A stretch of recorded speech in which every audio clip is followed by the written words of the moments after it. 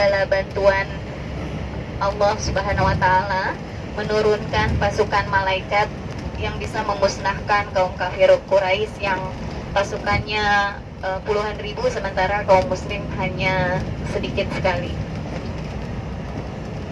Ketika itu tercapailah kemenangan kaum muslim saat di perang Uhud ini. Namun ketika kemenangan perang belum selesai, Rasulullah SAW menitipkan pesan kepada para sahabat bagian pemanah, yaitu di Jabal Ruman, ya. Nanti ada ya. Jadi kalau misalnya ada mengatakan jangan naik ke bukit-bukit itu nggak ada pentingnya. Nah, ini belajar dulu dia risalah, sekolah dulu, ya. Jadi itu justru bukit yang penuh makna. Jadi di Uhud ini tidak ada maknanya, ya. Jadi semua di Uhud ini adalah bermakna buat kaum muslim yang mengagungkan perjuangan Rasulullah dan para sahabat. Sangat ada makna. Uhud, dari tanah Uhud, apapun yang ada di Uhud ini bermakna, apalagi Jabal Ruman, yaitu tempat pemanah-pemanah yang memang saat itu Rasulullah menyarankan untuk tetap berdiri, tidak turun sebelum ada instruksi. Namun kalau umat muslim itu kalau menang, jadi dia kaum kafir Quraisy itu pergi dan meninggalkan harta yang dimiliki, dan boleh yang pemenang ini mengambil pampasan perang. Jadi bukan rampasan perang, ya. Jadi hadisnya pampasan perang. Ya, di Al-Quran juga pampasan perang. Kalau misalnya teks Al-Qurannya salah, baca teks Al-Qurannya Saudi. Ya, jadi pampasan perang. Jadi ketika rebutan pampasan perang itu sudah karena melihat kaum kafir Quraisy sudah meninggalkan lokasi, kaum muslim turun ke bawah untuk mengambil pampasan perang.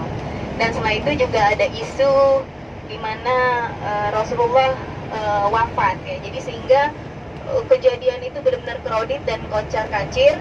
Juga memang saat itu terjadi kecelakaan pada Rasulullah, sehingga salah satu bagian dari wajah Rasulullah itu terluka, ya.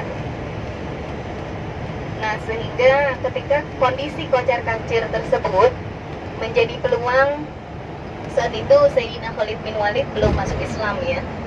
Jadi terjadilah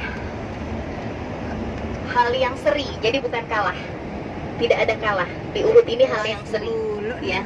Jadi jadi tapi terkenalnya kalah itu sama yang menyampaikan risalahnya salah, ya. Tapi kalau menyampaikannya benar, kemenangan terlebih dahulu, kemudian kita kalah setelah kemenangan kita, gitu, ya.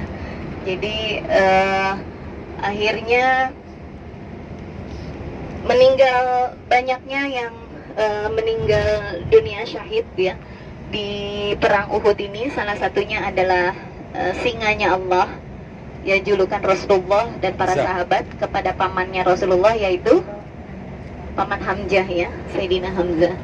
Nah, jadi salah satunya adalah beliau dan para sahabat-sahabat lain, ya. Jadi dan paman Hamzah ini juga karena satu orang yang sangat menjadi sasaran utamanya Hindun terhadap Sayyidina Hamzah, hingga ketika terjadinya kocar-kacir, tidak ada yang bisa melindungi Rasulullah, hingga Rasulullah pun terluka, para sahabat terluka, sehingga paman Hamzah pun menjadi tidak konsentrasi karena ada isu-isu yang bertabrakan, yang tidak valid, gitu, sehingga paman Hamzah bisa menjadi sasaran panah, ya. Dan akhirnya Sayyidina Hamzah radhiyallahu an wafat di perang Uhud ini, ya. Jadi jenazah dan mayitnya ketika meninggal ini, karena orang kafir Quraisy itu nafsunya besar dalam dendam. Jadi kalau kita punya dendam, artinya kita pewaris bibit orang kafir ya, nauzubillah ya, jangan ada dendam. Saking dendamnya itu, Hindun itu merayakannya dengan menjadikan beberapa potongan tubuh Paman Hamzah ini, sebagian ada yang buat anting-anting ya, dan yang lainnya hingga jantungnya Paman Hamzah pun dibongkar dan diambil, kemudian terkunyah. Kalau ingin mau cerita ini risalahnya, ini ada di namanya Ar-Risalah ya. Ar-Risalah itu salah satu potongan filmnya yang kita lihat kemarin di Museum Al-Quran. Itu film Ar-Risalah. Saya nggak tahu tapi beli di mana, tapi saya punya ininya. Ada film The Message, ada The Message. Iya, jadi ya sekarang namanya The Message ya, itu udah dimodifikasi. Kalau yang pertama itu namanya Ar-Risalah, kalau masih bisa ketemu. Ya inilah Uhud ya. Bagaimana, jadi penuh makna. Kalau kita ke Uhud ya, kita tentunya kita bersyukur sama Allah, kita bisa melihat satu hal yang Allah berikan kebaikan buat kita. Jadi kalau kita jalan-jalan tapak tilas sejarah Rasulullah, saya himbau hati kita bergetar karena kita kagum dengan Rasulullah. Ini yang pertama dibanding hal-hal lain ya, selfie dan foto dan yang lain itu nomor sekian. Kita rasakan dulu betapa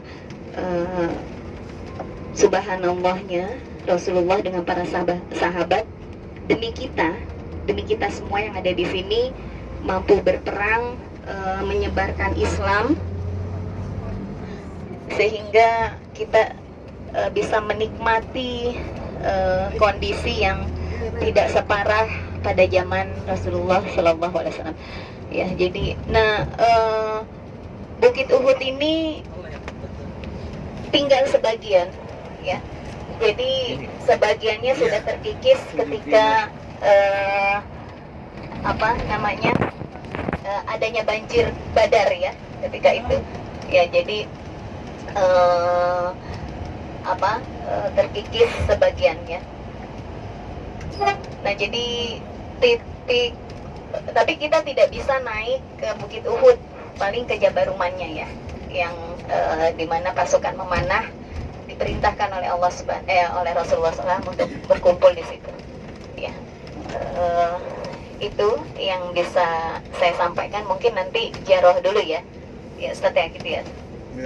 Ziarah dulu, nanti yang mau ke Jabaruman silakan, yang tidak juga enggak. Kemudian nanti kalau sudah selesai semuanya bisa langsung ke bis. Nah, inilah Bukit Uhud, sepanjang 7 kilo.